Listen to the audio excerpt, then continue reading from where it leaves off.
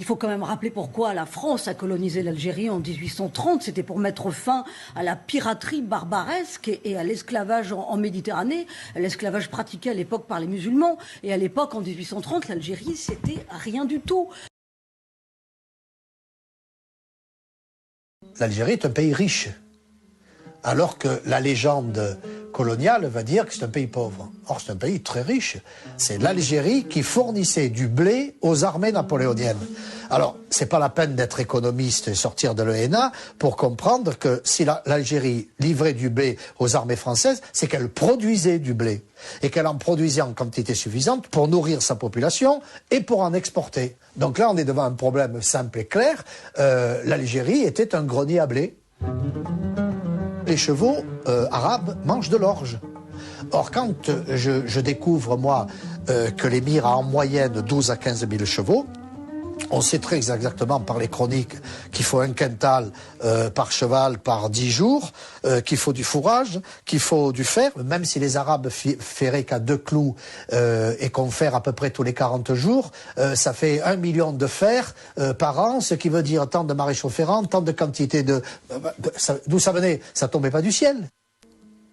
La terre, c'est essentiellement la terre des ancêtres. Inutile de vous dire que les colons vont choisir les meilleures terres et qu'on va laisser à la tribu les terres, les cailloux, les mauvaises terres. La thèse fondamentale des coloniaux, c'est que c'est une terra nullia. Ça veut dire, c'est la thèse générale du système colonial, il n'y a rien. Non seulement il n'y a rien, ça pousse pas, mais il n'y a pas de droit. Or, nous savons que le système juridique maghrébin, parce qu'il est à peu près comparable en Algérie, au Maroc, Tunisie, est très subtil. On avait un système aussi compliqué que le droit français. Qu'est-ce qu'on a fait? On a tout liquidé ça, on a dit ça n'existe pas. Terre de colonisation, et c'est ainsi que le type qui arrive d'Alsace en 1870, à qui on donne un lopin de terre, il ne va pas discuter pour savoir si les Arabes sont propriétaires ou pas. Donc là, on commence l'ambiguïté de la mémoire collective. C'est nous qui avons cultivé cette terre, c'est nous qui avons fait l'Algérie. Or, c'est faux. Les colonistes considèrent qu'ils représentent l'Algérie, qu'ils ont créé l'Algérie, qu'ils doivent en récupérer tous les bénéfices. Et uniquement eux. Les musulmans sont stupéfaits de la barbarie de l'armée française. L'émir Abdelkader, lui, fait assez tôt, vers 1840, un traité de protection des prisonniers, alors que les conventions de Genève vont dater d'un siècle plus tard. Hein. Il fait un règlement militaire pour protéger les prisonniers. Les Français, eux, ils coupent les couilles et les oreilles, soyons clairs. C'est comme le scalp chez les Indiens, hein. C'est les Blancs qui l'ont inventé. Globalement, la société française ne sait rien de l'islam ni de l'Afrique du Nord. La quasi-totalité des soldats et des officiers de l'émir Abdelkader savent lire et écrire. L'émir lui-même, il a lu l'Organum d'Aristote. Je ne suis pas sûr que Bugeaud savait seulement qui était Aristote. Quant à l'armée française, elle est composée d'analphabètes complets. Donc on a là un décalage considérable entre les deux sociétés.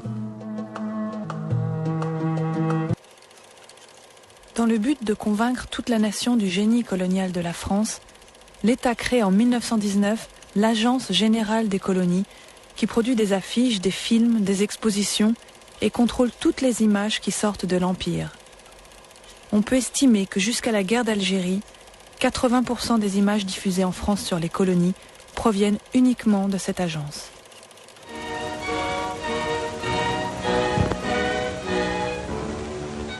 D'une certaine manière, au lendemain de la guerre, il faut presque montrer un empire pacifié. Ça, je crois que c'est la première idée que la propagande va savoir imposer. Un empire calme, donc des images de paix.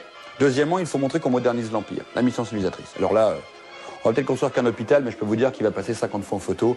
Une seule route, mais à l'époque, il n'y avait pas de voiture, donc construire des routes, c'était simplement le symbole d'un pouvoir qui, par le travail forcé, s'imposait sur un pays. On construisait des routes, non pas pour faire passer des voitures, mais pour dire que la France construisait des routes. On nous montre des soldats qui vont enseigner. On nous montre des soldats qui vont soigner. On nous montre des soldats qui vont pacifier. Si un soldat commence à enseigner, c'est bien que la France a échoué depuis 130 ans en Algérie. Si un soldat va soigner, c'est bien que la France n'a pas soigné depuis 130 ans. Et puis c'est un soldat qui doit le faire. c'est bien qu'il y a un problème de fond. Et sans s'en rendre compte, la République, à ce moment-là, et la France, va perdre son pouvoir sur l'image.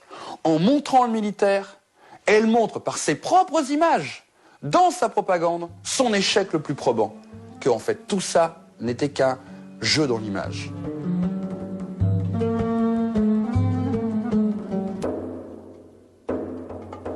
Il est vrai que nous rapportons un plein baril d'oreilles récoltées pair à pair sur les prisonniers amis ou ennemis.